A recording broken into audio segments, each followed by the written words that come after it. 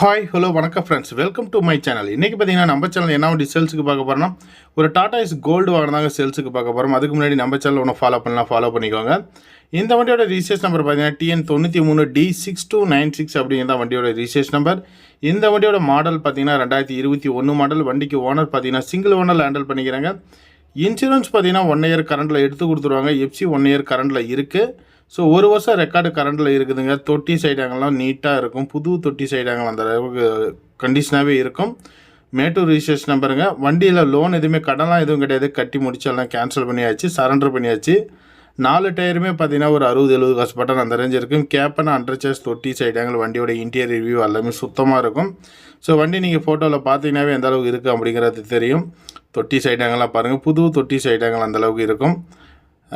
வண்டியில் எந்த விதமான டென்ட் ஸ்க்ராச்சஸ் அந்த மாதிரி எதுவுமே கிடையாதுங்க. தெளிவான ஒரு வண்டி. இந்த வண்டி வேணும்னா கண்டிப்பாக நீங்கள் வீடியோவில் ஓடுற